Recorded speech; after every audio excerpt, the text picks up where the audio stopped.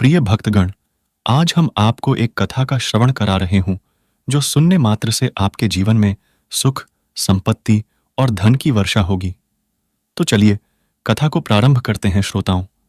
एक जंगल में एक तोता और मैना ने प्रेम पूर्वक आपस में मिलकर रहा करता था। उनमें बहुत प्रेम था। एक दिन किसी विवाद के कारण तोता और मैना के बीच झगड़ा हो गया। तोता ने कहा कि इस संसार में सबसे बड़ा पापी और विश्वासघाती स्त्री है।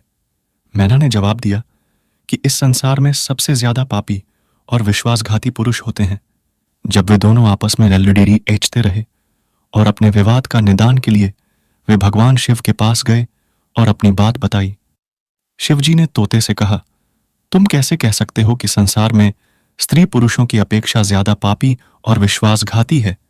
अगर आप यह कहानी सुन रहे हैं तो पूरा सुनिए। इस कथा को आधा अधूरा छोड़ कर जाने की गलती मत करिएगा, क्योंकि इस पवित्र कथा को पूरा सुनने से मनचाहा फल की प्राप्ति होगी। इसलिए इस कथा को पूरा सुने। आप शिव भक्त हैं तो भोलेनाथ का अनादर न करें। तोता बोला, प्रभु, मैं आपको एक कहानी को सुनाना चाहता हूं जिससे हम सबको यह साबित होगा कि स्त्री पुरुषों की अपेक्षा ज्यादा पापी और विश्वासघाती होती है। फिर भगवान शिव बोले, ठीक है, तुम कहानी सुनाओ श्रोताओं। तब तक माता पार्वती आ जाती है और कहती है, मुझे भी यह कहानी सुननी है, मैं भी सुनना चाहती हूं। तब भगवान शिव कहते हैं, ठीक है, बैठो। फिर तोता भगवान शिव और माता पार्वती के सामने कहानी सुनाने लगता है। एक राज्य में अग्रसेन नाम का राजा राज्य करता था। उसके पास 4 बेटे थे जो सभी बहुत ही बहादुर और प्रतापी थे। लेकिन सबसे बड़ेढ़ा बेटा, जिसका नाम चंद्रसेन था, वह न केवल प्रतापी बल्कि बहुत ही सुंदर भी था। उसकी पत्नी चंद्रप्रभा भी बहुत ही सुंदर और रूपवान थी। वह अपने आगे किसी दूसरी स्त्री को सुंदर नहीं मानती थी। एक दिन राजा अग्रसेन ने अपने बेटे चंद्रसेन को उसकी किसी बात पर नाराज होकर के राज्य से निकाल देने का आदेश दिया। राजा का यह आदेश सुनकर कि सभी इस बात से चिंतित हो गया। फिर चंद्रसेन अपने महल में गया और उदास हो गया। उधर चंद्रसेन को उदास देखकर उसकी पत्नी ने पूछा, प्राणनाथ, आप उदास क्यों हैं? आप इतना मुरझाया हुआ क्यों हैं? राजकुमार होकर भी आप इस तरह चिंतित क्यों हैं? तब चंद्रसेन सोचने लगा कि मैंने बहुत बुरा किया है और अपनी सारी बात अपनी पत्नी को बता दी। उसी समय उसकी पत्नी मूर्छित हो जाती है। फिर दासियों ने चंद्रप्रभा पर गुलाब का पानी का छिड़काव किया। तब जाकर वह होश में आ गई।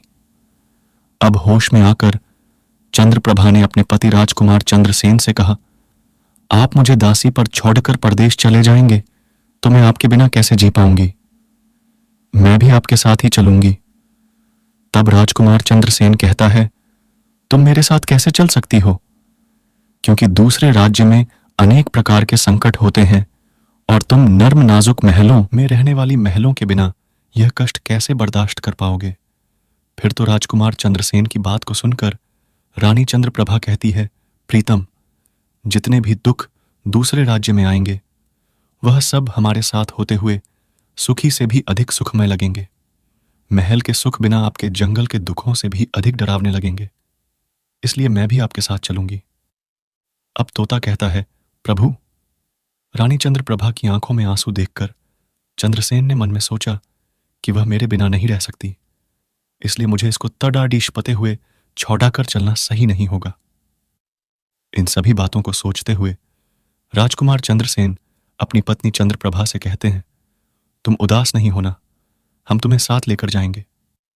इस बात से चंद्रप्रभा खुश हो जाती है और अपने पति के साथ जाने की तैयारी करने लगती है। अगली सुबह वे राज्य से बाहर निकलकर एक जंगल में पहुंचते हैं। चलते चलते थक जाते हैं और फिर उन्होंने एक बरगद के वृक्ष के नीचे विश्राम करने का निर्णय लेते हैं। वे बहुत थके हुए थे। ठंडी हवा के झोंकों ने उन्हें नींद तुरंत आ गई, परंतु कुछ देर बाद वहीं पर एक सांप ने रानी को काट लिया। फिर तोता कहता है, हे प्रभु, आगे सुने। सांप के डसते ही रानी टड़ड़ी छपने लगी और चंद्रसेन की आंख खुल गई तो रानी को तड़पता हुआ देखकर और सांप को जाता हुआ देखकर चंद्रसेन बेचैन हो गए। फिर कुछ देर बाद रानी की मृत्यु हो गई। इस प्रकार मृतक रानी को देखकर चंद्रसेन ऊंचे स्वर में रुदन विलाप करने लगे। उसका रोना धोना सुनकर जंगल के जीव जंतु उसे खाने के लिए वहां आ गए।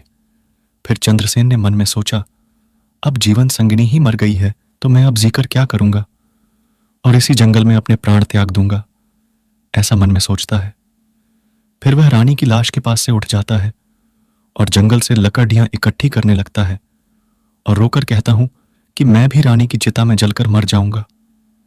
बस उस समय स्वर्ग से एक देवदूत आता है और मुझे रोते हुए देखकर उसके मन में दया आती है। वह राजकुमार चंद्रसेन के पास जाता है और पूछता है, तुम क्यों रो रहे हो? आखिरकार तुम्हारा दुख क्या है? राजकुमार चंद्रसेन ने देवदूत से कहा, मेरे पास अपना दुख कहने की शक्ति नहीं है। मुझे चाहिए कि यह धरती फट जाए और मैं इसमें समा जाऊं। फिर देवदूत ने कहा, तुम मुझे अपना हाल बताओ, शायद मैं तुम्हारी मदद कर सकूं। फिर चंद्रसेन ने कहा, महाराज, मैं एक राजकुमार हूं और राजा अग्रसेन का बेटा हूं। मेरे पिता ने मुझे राज्य छोड़ने के लिए कहा था, इसलिए मेरी पत्नी और मैं इस जंगल में चलते चलते यहां आ गए। यहां आकर मेरी पत्नी को सर्प ने काट लिया है और उसकी मृत्यु हो गई, और मैं लकड़ियां इकट्ठा कर रहा हूं ताकि मैं अपनी पत्नी के साथ ही जलकर अपने आप को भी अग्नि के हवाले कर सकूं। तब तोता कहता है, हे प्रभु, आगे सुनिए।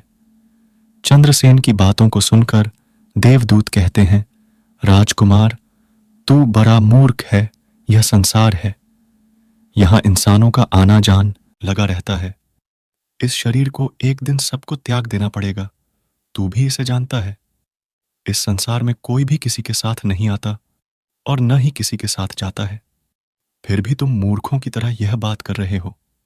अगर तू जीवित रहेगा तो बहुत सारी रानियां तुझे मिलेंगी, इसलिए मेरे कहने पर मरने का विचार छोड़ दो।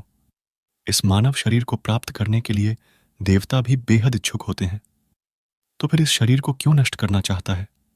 इस प्रकार देवदूत के शब्दों को सुनकर चंद्रसेन कहता है, महाराज, आपने जो कुछ कहा है वह सत्य है, किंतु ऐसी पतिव्रता पत्नी मुझे किसी जन्म में भी नहीं मिलेगी, इसलिए मैं इसके साथ ही मरूंगा। फिर देवदूत चंद्रसेन के विचार सुनकर देवदूत ने जान लिया कि यह अपनी पत्नी के बिना नहीं रह सकता है। तब देवदूत ने चंद्रसेन से कहा, राजकुमार, तेरी पत्नी के जीवित करने के लिए केवल एक ही उपाय है। अब तू मेरी बात को ध्यान से सुनो। यदि तू इस उपाय को कर सकता है तो तेरी रानी जीवित हो सकती है। फिर चंद्रसेन ने कहा, महाराज, आप जो कुछ भी कहेंगे वह सब करने के लिए तैयार हूं, केवल मेरी पत्नी को जीवित कर देना। तब देवदूत ने कहा, तुम्हारी रानी की आयु केवल 20 वर्ष थी, जिसने इसे बिता दिया। इसके बदले तेरी उम्र 17 वर्ष की है, जिसमें से 30 वर्ष बीत चुके हैं। तेरे जीवन काल में 40 वर्ष अब भी बाकी हैं, यानी तुझे 40 साल और जीने का अवसर है। यदि तू अपनी पत्नी को आधा अपने जीवन का समर्पण कर देता है तो तुम दोनों की आयु समान हो जाएगी। अगर तुम यह मान लो तो रानी जल्द ही ठीक हो जाएगी। इस तरह देवदूत की बात सुनकर राजकुमार चंद्रसेन ने कहा, मुझे मान्य है। फिर देवदूत ने चंद्रसेन के हाथ में पानी दिया और 20 वर्षों तक रानी के पैरों पर पानी डालने का संकल्प लिया। अब जैसे ही चंद्रसेन ने संकल्प किया कि वह जल को रानी के पैरों पर डालेगा, देवदूत ने कह दिया, पानी को पैरों पर डालने से पहले मेरे एक बात को ध्यान से समझ लो। इसमें एक गुप्त रहस्य भी है। अभी तो तुझे रानी की आवश्यकता है, तुम पानी डालकर उसको बचा सकते हो, लेकिन भविष्य में अगर रानी की आवश्यकता नहीं पड़ती है तो तुम अपने संकल्प को वापस ले सकते हो, और जब तुम वह संकल्प वापस लेते हो तो तुम्हारी रानी को तुरंत ही मौत हो जाएगी। परंतु एक बात हमेशा याद रखना, इस संकल्प को कभी वापस न लेने की बात रानी से कहना मत, वरना तुम अपने संकल्प को वापस नहीं ला सकोगे। हमेशा याद रखना, जीवन में कुछ बातें हमेशा छिपाकर रखनी चाहिए, क्योंकि कभी कभी यह बातें काम आ सकती हैं। फिर तो ऐसा कहकर और उस रानी के सामने आकर वह देवदूत जो थे अंतर्ध्यान में चले गए। तब चंद्रसेन रानी से कहता है, आप सो गई थी, मैंने आपको नहीं जगाया। फिर चंद्रसेन कहने लगा, तुम बहुत थकी हुई थी, इसलिए मैंने तुम्हें नहीं जगाया। इस प्रकार राजकुमार चंद्रसेन ने अपनी रानी से सारी बातें छिपा दी कि सर्प ने तुम्हें काट लिया था और तुम मर गई थी। मैंने तुम्हें फिर जीवित कैसे किया है? यह सब राजकुमार ने अपनी पत्नी से छिपा लिया। फिर तोता बोला, प्रभु। फिर वह दोनों आगे बढ़ गए। कई दिनों बाद उन्होंने एक बहुत ही सुंदर स्थान देखा। वहां पर एक फकीर की कुटिया थी। जब वे वहां पहुंचे तो उन्होंने देखा कि एक सुंदर युवक फकीर हुक्का पी रहा था। वे दोनों बहुत ही थके हुए थे, इसलिए वे फकीर के पास बैठ गए। उस समय राजकुमार ने रानी से कहा, रानी, हमें प्यास लगी है। हम कुएं पर जाकर पानी पी आते हैं। अगर तुम भी प्यासी हो तो तुम्हारे लिए भी पानी ले आते हैं। तब राजकुमार की बात को सुनकर रानी ने कहा, मुझे तो प्यास नहीं लगी है, आप जाइए। पानी पिया, फिर वापस आया। इसके बाद रानी की जवाब सुनकर राजकुमार चंद्रसेन एक लंबी रस्सी लेकर कुएं की ओर जा रहे हैं। चंद्रसेन पानी पीने पहुंचे तो राजकुमारी चंद्रप्रभा उस फकीर की ओर देख रही है। चंद्रप्रभा फकीर की सुंदरता को देखकर उस पर मोहित हो गई, अर्थात दे बैठी थी। अब फकीर से कह रही हैं, फकीर साहब, आप यहां बहुत खुशी से रहते हैं। फकीर ने कहा, तुम भी मेरे साथ रह सकती हो, लेकिन तुम्हारे पति भी साथ में हैं, तो कैसे तुमको रख सकते हैं? इसके बाद राजकुमारी चंद्रप्रभा ने फकीर के सामने अपनी प्रेम लीला प्रकट की तो फकीर ने कहा, मैं एक उपाय बताता हूं। तुम अपने पति को जिस कुएं में पानी पीने गया है, तुम उसी कुएं में धकेल देना। फिर जो होगा हम देख लेंगे।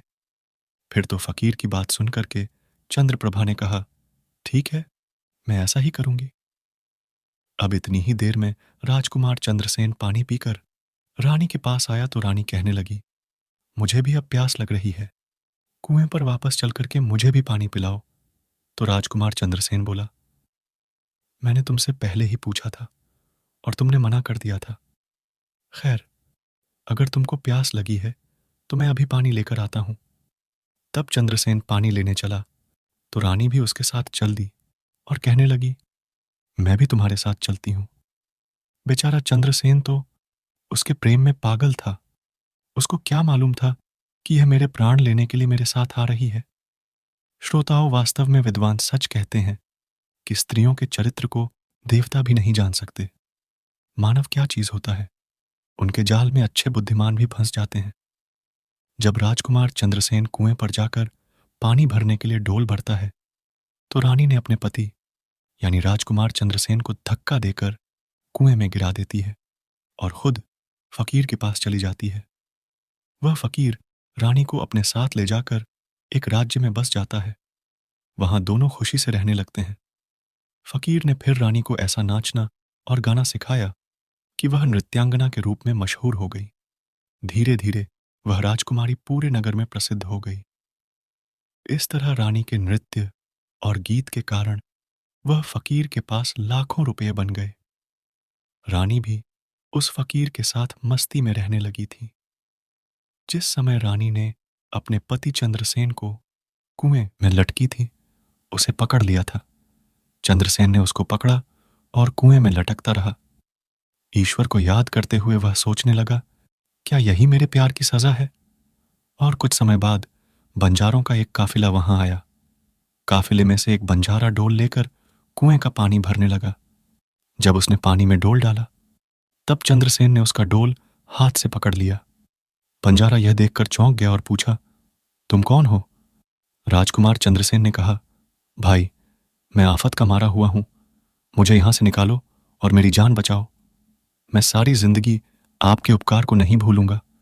और ऐसा कहकर कि राजकुमार बंजारे से प्रार्थना करने लगा। फिर तो राजकुमार चंद्रसेन के दुख को देखकर कि उस बंजारे को उस पर दया आ गई और उसने चंद्रसेन को कुएं से बाहर निकाल लिया और फिर पूछा, यह भाई तुम कौन हो? तुम इस कुएं में कैसे गिरे? तुम मुझे अपना हाल बताओ। तब चंद्रसेन ने कहा, भाई, मैं अपना हाल आपसे कैसे कहूं? जो मुश्किलें मेरे साथ हुई हैं, भगवान न करे किसी के साथ ऐसा हो। फिर चंद्रसेन ने कहा, यदि तुम मुझसे जानना ही चाहते हो तो मैं आपको अपनी कहानी सुनाता हूं। मैं एक राजकुमार हूं। मेरे पिता ने मुझे राज्य से निकाल दिया था, इसलिए मैं अपनी प्रिय पत्नी के साथ एक जंगल में पहुंच गया। मेरी पत्नी और मैं एक दूसरे से बहुत प्यार करते थे। जंगल में एक सांप ने मेरी पत्नी को काट लिया, जिससे उसकी मृत्यु हो गई। मैं जब अपनी पत्नी के साथ मरने जा रहा था, तब एक देवदूत ने मुझ पर दया की और मेरी आयु के 20 वर्ष में मेरी पत्नी को देने के बाद उसे पुनः जीवित कर दिया। फिर हम उस जंगल से आगे बढ़े। कुछ दिनों बाद हम एक स्थान पर पहुंचे जहां एक फकीर का डेरा था। मुझे प्यास लगी। मैं पानी पीने गया। जब मैं वापस आया तो मेरी पत्नी ने मुझसे कहा कि उसको भी प्यास लगी है, मुझे भी पानी पिलाओ। और इसी तरह कहकर मेरी पत्नी मेरे साथ उस कुएं पर आ गई। मैं कुएं से पानी निकाल रहा था तो उसने मुझे पीछे से धक्का दिया। कुएं में लटकी हुई एक जंजीर मेरे हाथ में आ गई, जिससे मैं कुएं में गिरने से बच गया। और फिर जब आप आए तो मैंने आपको आवाज दी, जिसके बाद आपने मुझे कुएं से बाहर निकाला। अब तोता बोला, प्रभु। इस प्रकार राजकुमार चंद्रसेन ने दुखी मन से सारा हाल उस बंजारे से कह दिया और फिर अपनी व्यथा सुनाकर चंद्रसेन चुप हो गए। उधर बंजारा ने उसकी बात को सुना और रानी की करतूत सुनकर दुखी होकर कहा कि स्त्रियों का चरित्र भगवान भी नहीं समझ सकते तो मनुष्य कैसे समझ सकता है बोलकर। ऐसा कहकर बंजारा ने चंद्रसेन को सिर पर हाथ फेरा और कहा, तुम चिंता मत करो, भगवान बड़े दयालु हैं, वह तुम्हारी सहायता करेंगे। फिर उसने और कहा, तुम चाहो तो हमारे साथ कुछ दिन रुक सकते हो। राजकुमार चंद्रसेन ने उन बंजारों के साथ रहने को सहमत हो गया। फिर उनकी सहायता से वह कुछ दिनों बाद उसी राज्य में पहुंचा जहां उसकी पत्नी चंद्रप्रभा और वह फकीर रह रहे थे। उस राज्य को देखकर वह बंजारे ने कहा, आप जैसे चाहें, मुझे कोई आपत्ति नहीं है। फिर राजकुमार चंद्रसेन, जो बंजारे से विदा होकर राज्य में आया काम की तलाश में घूमने लगे। कुछ दिनों बाद राजकुमार की मेहनत परिश्रम देखकर उसे एक बड़े व्यापारी ने अपने पास नौकरी पर रख लिया। इस तरह राजकुमार चंद्रसेन ने उस व्यापारी के पास रहना शुरू किया और बड़ी मेहनत और प्यार से अपने कर्तव्यों का निर्वाह करना शुरू किया। यह देखकर उस व्यापारी ने चंद्रसेन को बड़ा सम्मान दिया और उसे अपने यहाँ का मुनीम बना लिया। और इस तरीके से राजकुमार चंद्रसेन के दिन बड़ी खुशी खुशी गुजरने लगे। अब एक दिन नगर के राजा के यहाँ चंद्रप्रभा के नृत्य का आयोजन हुआ। राजा ने उस शहर के सभी बड़े व्यापारी और सेठों को अपने यहाँ नृत्य देखने के लिए आमंत्रित किया। जब राजकुमारी चंद्रप्रभा का नृत्य होने वाला था, शहर के सभी व्यापारी और सेठ साहूकार राजा के यहाँ पहुंच गए। चंद्रसेन, जो रानी के नृत्य और गायन की प्रशंसा सुनता था, उसने भी सोचा कि मुझे इस नृत्य को देखना चाहिए। उसने भी राजा के दरबार में सेठ के साथ यहां पहुंच गया। रानी ने अप्सरा के समान नृत्य किया और उनकी सुरीली आवाज में कई सुंदर रागों को प्रस्तुत किया। उनके गाने को सुनकर महफिल के सभी लोग आश्चर्य में आ गए और सभी बहुत सारे इनाम दिए। इसके साथ ही राजा से लेकर प्रजा तक सभी ने उन्हें प्रशंसा की। राजकुमार चंद्रसेन ने अपने हाथ की अंगूठी उठाई जिसमें हीरा भरा हुआ था और फिर वह उसे उतारकर रानी चंद्रप्रभा को भेंट कर दी। इसके बाद रानी चंद्रप्रभा ने अंगूठी को पहचान लिया और मन ही मन में कहने लगी, यह तो बहुत बड़ा आश्चर्य हो गया। मेरा पति जिंदा है और यहां पहुंच गए हैं। अब वह मुझे छोड़ेगा नहीं, इसलिए मुझे कुछ ऐसा करना चाहिए जिससे वह मारा जा सके। उसने मन में सोचा, अब मैं यहाँ के राजा को एक सुरीली गाना और नृत्य सुनाऊंगी जिससे वह खुश होकर मुझे कुछ मांगने के लिए बोलेंगे। तब मैं राजा के आदेश से उन्हें मारवा दूंगी। इसके बाद राजकुमारी चंद्रप्रभा ने एक सुरीली गाना और नृत्य को सुनाई। रानी की इस बसंत की बहार को सुनकर राजा खुश हुआ। वह चंद्रप्रभा को बोले, मैं तुम पर बहुत खुश हूं, तुम मुझसे क्या मांगती हो?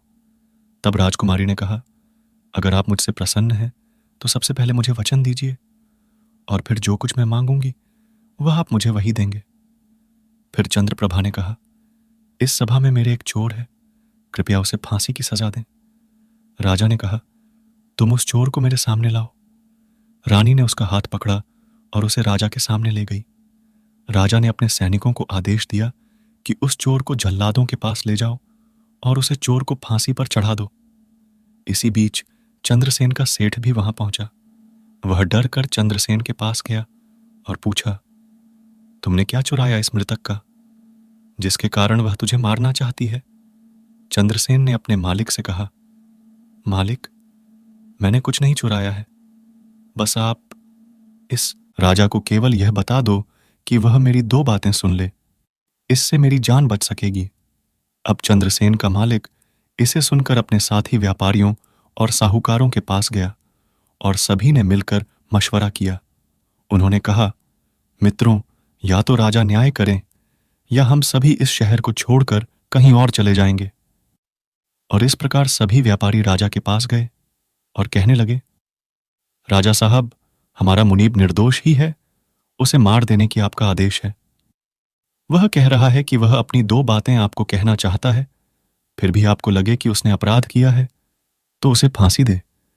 लेकिन मेरे मरने से पहले राजा केवल मेरी दो बातों को जरूर सुने। फिर राजा ने व्यापारियों की बात सुनकर कहा, ठीक है, मुनीम को बुलाओ। चंद्रसेन को लेकर राजा के सामने लाया गया और राजा ने कहा, तुम जो कुछ कहना चाहते हो वह मेरे सामने कहो। तब राजकुमार चंद्रसेन ने कहा, महाराज, मैंने क्या दोष किया है जिसके कारण आपने मेरी हत्या का आदेश दे दिया है। फिर उसकी बात को सुनकर राजा ने कहा, तू इस नर्तकी का चोर है। तो चंद्रसेन ने कहा, नहीं महाराज, मैं इस कुल्टा स्त्री का पति हूं जिसने कुएं में धकेल कर एक फकीर के साथ चली आई है। राजकुमारी चंद्रप्रभा ने समझ लिया कि बात बिगड़ रही है। तब राजा से कहती है, महाराज, मैं कुल्टा हूं, यह झूठ बोल रहा है। यह कौन है? मैं इसे जानता तक नहीं। यह तो मेरा चोर है, मैं सिर्फ इतना ही जानती हूं। फिर राजकुमार चंद्रसेन ने कहा, महाराज, ठीक है, अगर यह मेरी पत्नी नहीं है तो वह सब कुछ जो मैंने रास्ते में छोड़ा था वह मेरी अमानत के रूप में वापस कर दें। फिर चंद्रसेन रानी की ओर देखे। राजकुमार ने अपनी अमानत को लौटाने की बात की तो राजकुमारी चंद्रप्रभा ने इसे स्वीकार कर लिया। तब चंद्रसेन ने कहा, अच्छा, अब तुम अपने हाथों में पानी लो, हमारा न्याय इसी सभा में होगा। पानी लेकर वह जमीन पर रखा और कहा, वह वस्तु जो मेरे पास रास्ते में दी गई थी, मैं हूं। जैसे ही वह अपने हाथों का पानी छोड़ा, रानी के प्राण छूट गए। यह दृश्य देखकर वहां के लोग हैरान रह गए। राजा ने यह देख चिंतित होकर चंद्रसेन से कहा, यह क्या हो गया? बताओ मुझे सच्चाई। तब राजकुमार चंद्रसेन ने अपनी कहानी शुरू की। अपने जीवन की सब घटनाओं को खुलकर बताते हुए उसके देश निकाले जाने से लेकर अब तक के सभी घटनाओं को सुनाया। राजा ने सब कुछ सुनकर चंद्रसेन को अपने गले लगा लिया और अपनी बेटी की शादी चंद्रसेन के साथ कर दी। तोता ने कहा, प्रभु, मैंने इस कहानी को सुना है। मैं भी स्त्रियों से घृणा करता हूं और मैं यह कह सकता हूं कि इस संसार में स्त्रियां पुरुषों से अधिक पापी और विश्वासघाती होती हैं। अब श्रोताओं, एक बार तोते ने भगवान शिव और पार्वती को एक कहानी से यह बताया कि स्त्री पुरुषों की तुलना में अधिक पापी और विश्वासघाती होती है, तो सभी ने इसे सुनकर हैरानी में डाल दिया। पार्वती ने कहा, प्रभु, मुझे लगता है कि तोते सच कह रहा है। स्त्री तो सभी में एक दो ही बिना नैतिक मूल्यों और ईमानदारी के हो सकती है, परंतु पुरुषों में भी ऐसे कुछ हैं जो पापी और विश्वासघाती हो सकते हैं।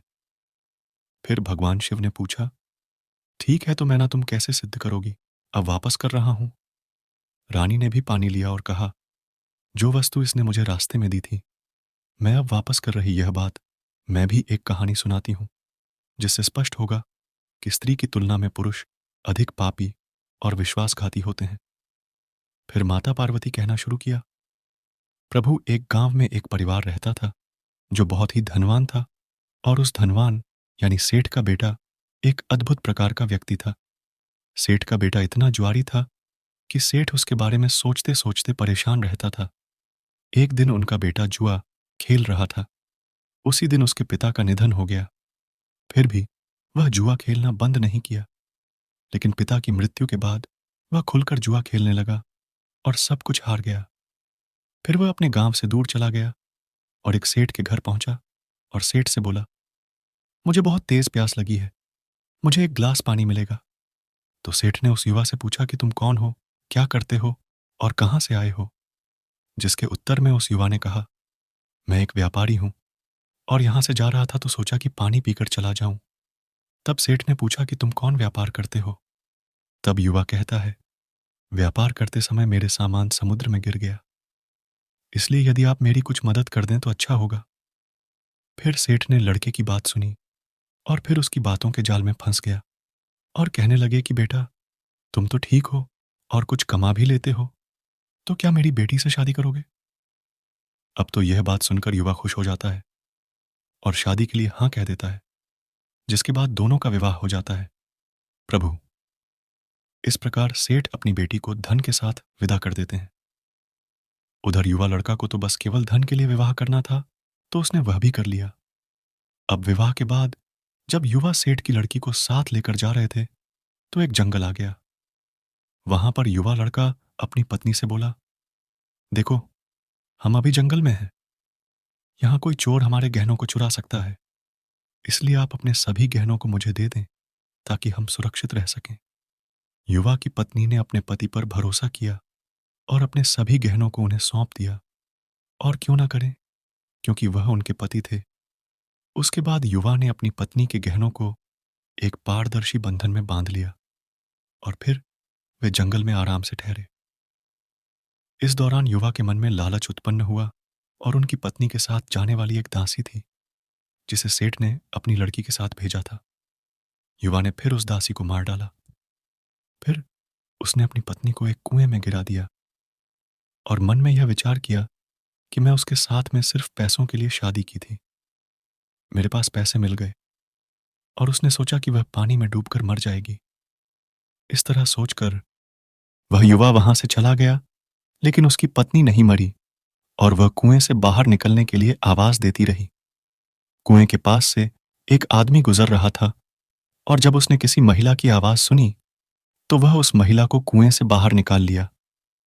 फिर कुएं से बाहर निकलने के बाद महिला ने अपनी सारी जानकारी उस व्यक्ति को, और उस व्यक्ति ने महिला को उसके पिता के घर पहुंचा दिया।